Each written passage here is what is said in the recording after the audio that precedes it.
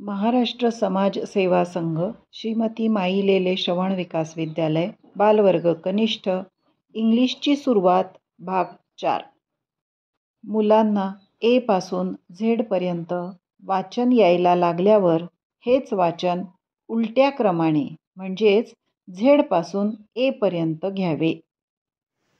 नमस्ते.